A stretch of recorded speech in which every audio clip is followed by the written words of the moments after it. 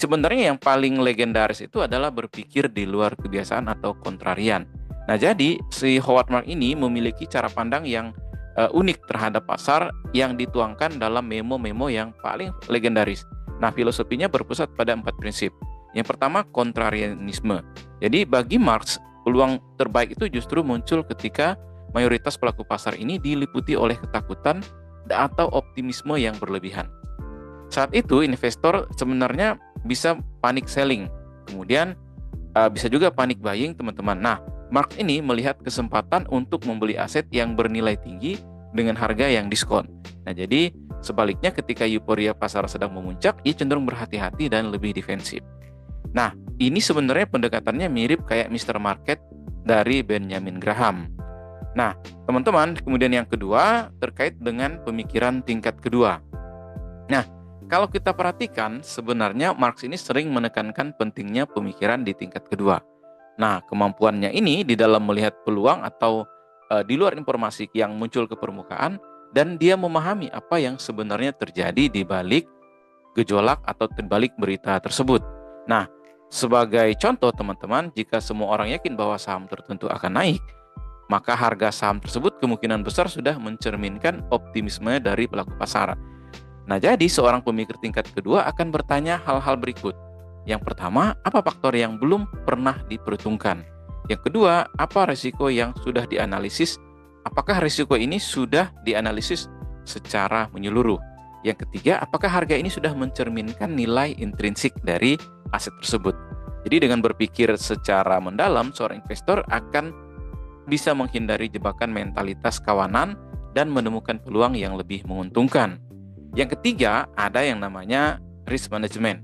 Nah, jadi bagi Marx, investasi bukan hanya soal mencari keuntungan, tetapi juga bertahan di saat-saat yang memang saat posisi sulit gitu ya.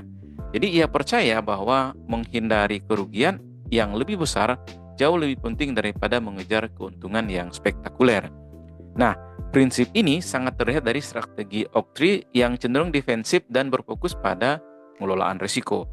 Jadi ketika pasar sedang baik, mereka tidak tergoda untuk mengambil risiko yang berlebihan. Demikian pula sebaliknya, ketika krisis datang, mereka siap memanfaatkan peluang tanpa terburu-buru untuk membeli. Kemudian yang keempat ada siklus pasar, teman-teman. Jadi bagaimana memahami irama naik turun sebuah pergerakan harga.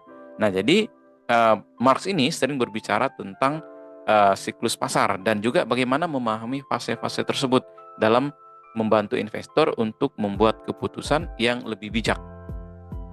Jadi pasar akan selalu bergerak dalam siklus periode yang euforia dan diikuti oleh kejatuhan dan juga begitu pula sebaliknya.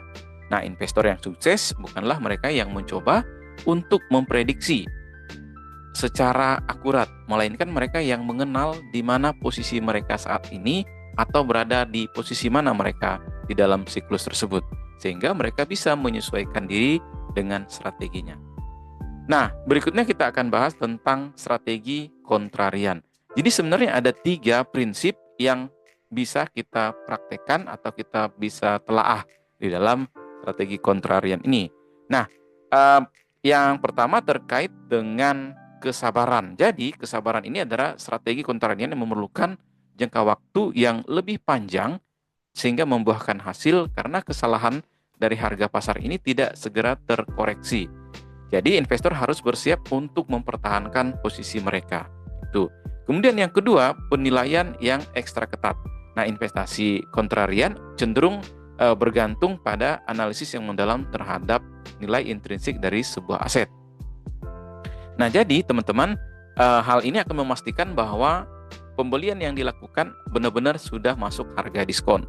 Nah, jadi sudah tidak sudah diskonnya itu sudah benar-benar tercermin dari nilai fundamentalnya, sehingga penjualannya pun terjadi saat aset ini sudah dinilai terlalu over oleh para pelaku pasar. Nah, dibandingkan dengan strategi investasi jangka panjangnya yang memang mengandalkan pertumbuhan atau growth dari perusahaan. Jadi strategi kontrarian ini bergantung pada identifikasi salah harga yang dilakukan oleh para pelaku pasar. Dan yang ketiga adalah disiplin emosional. Nah, ini yang paling menantang teman-teman dari strategi kontrarian, di mana kemampuan untuk tetap tenang dalam mengambil keputusan. Jadi membeli di tengah pesimisme ini yang meluas dan juga menjual pada saat aset sedang euforia tentu saja bertentangan dengan sifat manusia yang cenderung mencari rasa aman. Berikutnya kita akan bahas tentang pemikiran tingkat kedua. Apa sih sebenarnya pemikiran tingkat kedua ini? Nah, jadi ini disebut juga pendekatan berpikir yang lebih kompleks dan mendalam dan juga memahami serta mengeksploitasi atau mengelaborasi sebuah kondisi pasar yang seringkali diabaikan oleh para pelaku pasar. Nah, jadi teman-teman, sebagai contoh kita akan masuk pada beberapa contoh, misalnya tentang skenario. Nah, sebuah perusahaan mengumumkan laporan keuangan yang lebih baik dari ekspektasi. Nah, pada pemikiran tingkat pertama, tentu perusahaan ini berkinerja baik. Kabar ini akan membuat harga saham ikutan naik. Nah, jadi kita harus membeli nih, atau saya harus membeli. Namun pada pemikiran tingkat kedua akan mempertimbangkan beberapa pertanyaan seperti misalnya, apakah berita positif ini sudah diantisipasi oleh pasar dan tercermin dari harga sahamnya saat ini atau harga asetnya. Nah, kemudian yang kedua, apakah pendapatan ini sifatnya berkelanjutan atau hanya kejadian sementara? Yang ketiga, bagaimana sentimen pasar secara menyeluruh? Nah, dan bagaimana pengaruhnya terhadap sebuah saham atau aset yang ingin dibeli tadi? Dan yang keempat, risiko apa yang belum diperhitungkan oleh pasar dan dampaknya terhadap masa depan. Nah, jadi itu pemikiran kritis kalau menurut saya teman-teman ya. Jadi di dalam contoh ini sebenarnya pemikiran tingkat kedua ini akan menyimpulkan bahwa meskipun berita tersebut positif dan saham tersebut bukanlah pembelian yang baik jika pasar sudah mengapresiasi. Nah, jadi harga sudah mahal. Jadi aset berkualitas dihargai mahal itu gak akan menjadi peluang. Bahkan mereka mungkin akan mempertimbangkan untuk menjual saham atau aset yang sudah sepenuhnya mencerminkan prospek dari perusahaan. Nah, jadi itu teman-teman yang bisa kita ambil, kita pelajari dari pemikiran tingkat kedua. Nah, apa sebenarnya faktor yang terpenting di dalam investasi? Nah, jadi Marx ini menekankan bahwa faktor utama dalam menentukan kinerja itu adalah harga pembelian.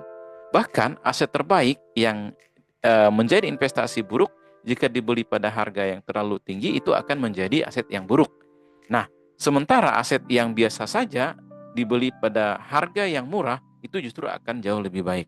Nah, jadi teman-teman, Marx ini berpandangan bahwa bukan apa yang Anda beli, tetapi harga yang Anda bayar untuk itu yang akan menentukan keuntungan Anda. Bahkan perusahaan hebat dengan harga selangit bisa jadi investasi yang buruk. Tetapi perusahaan yang biasa aja dengan harga yang murah bisa jadi sebuah investasi yang hebat.